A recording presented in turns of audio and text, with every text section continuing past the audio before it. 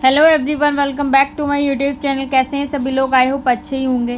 जब से नितेश तिवारी की फिल्म रामायण की चर्चा शुरू हुई है, तभी से रामानंद सागर की रामायण की भी चर्चा होने लगी है। रामानंद सागर की रामायण को 38 साल पहले बनाया गया था और आज भी इसे फिल्म में और टीवी की दुनिया में इस पौराणिक महाकाव्य पर बनी फिल्मों और शोज़ के लिए बेंचमार्क माना जाता है। भगवान राम, सीता और रावण की गाथा पर अब तक कई फिल्में और सीरियल बने हैं, पर वो रामानंद सागर की रामायण को छू भी नहीं सके हैं। करोड़ों रुपए खर्च किए जाने के बावजूद वे रामायण के आसपास भी नहीं पहुंचे हैं, जिसे रामानंद सागर ने करीब 4 दशक पहले जुगाड़ से शूट किया था। अब जब से नितेश तिवारी की फिल्म रामायण का टीज़र आया, तो एक बार फिर रामानंद सागर की रामायण सुर्खियों में है। रामायण के स्पेशल इफेक्ट्स और बीजीएम की खूब तारीफ भी हो रही है। 1600 करोड़ के मेगा बजट वाली इस फिल्म के वीएफएक्स और स्पेशल इफेक्ट्स 8 ऑस्कर जीत चुके नमित मल्होत्रा की कंपनी प्राइम फोकस लिमिटेड तैयार कर रही है, जो कि ड्यून, स्टार वॉर्स, इंस्पेक्शन और इंटरस्टेलर जैसी हॉलीवुड फिल्मों का वीएफएक्स तैयार कर चुकी है। लेकिन यहाँ हम आपको बता रहे, रामानंद सागर ने बिना किसी तकनीक के और वीएफएक्स के कैसे रामायण बनाई थी।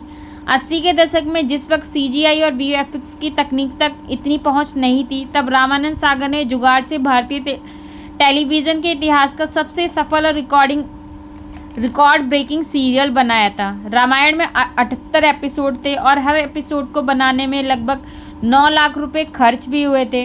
इस हिसाब से रामायण 7 करोड़ रुपए में बनकर तैयार हुई थी।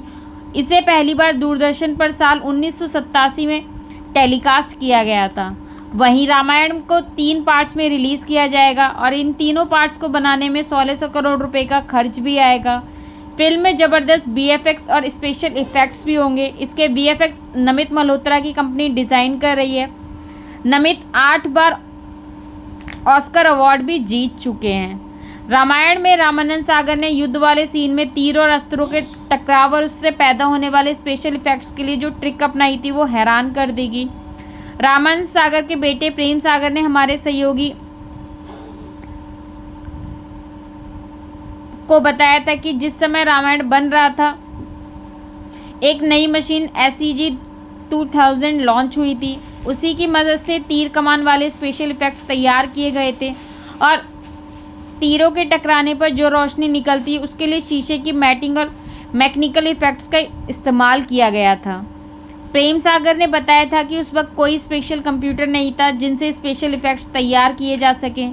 प्रेम सागर के मुताबिक रात में शूट करते वक्त बादल बनाने के लिए उन्होंने रुई का इस्तेमाल किया था और रुई को बादल की शेप देकर कैमरे पर चिपका दिया जाता था और फिर शूट किया जाता था। वहीं अगरबत्ती के धुएं से उन्होंने कोहरा बनाया था। रामायण में पहाड़ दिखने के लिए छोटे छोटे मिनिएचर और कटआउट्स भी बनाए गए थे और फिर उन्हें कैमरों की मदद से विशाल रूप में दिखाया भी गया था।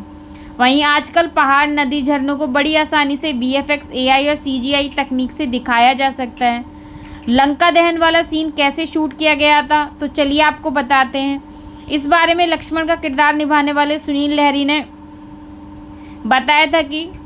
वीडियो में बताया था कि लंका दहन वाले सीन के लिए 3 और 3.5 फुट के मॉडल बनाए गए थे। लंका का मिनिएचर बनाया गया था और फिर दहन शूट किया था। वहीं हनुमान जी की पूंछ को बड़ा दिखाने के लिए भी जुगाड़ लगाया गया था। रबड़ का एक लंबा और मोटा पाइप मंगवाकर उसे मोल्ड करके पूंछ बनाई गई थी और फिर कैमरे की मदद से उसे छोटा और बड़ा दिखाया जाता था। अब तो खैर वीएफएक्स के जरिए रामायण में लंकापति रावण का महल भी खूब आलीशान दिखाया जाएगा, पर रामानंद सागर ने रावण के महल के लिए दिवंगत आर्ट डायरेक्टर हीरा भाई पटेल की मदद ली थी और उनके बेटे बिपिन पटेल ने मेंस एक्सपी को एक बार बताया था कि रावण का महल मिनिएचर बनाया गया था और ये सिर्फ 4 फीट ऊंचा था, पर उसे ट्रिक फोटोग्राफी और वीडियोग्राफी से छोटा बड़ा दिखाया भी जाता था।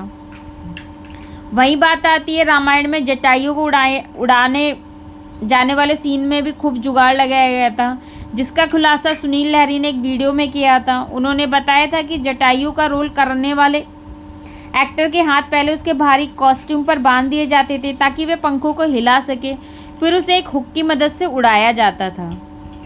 Thanks for watching, bye bye.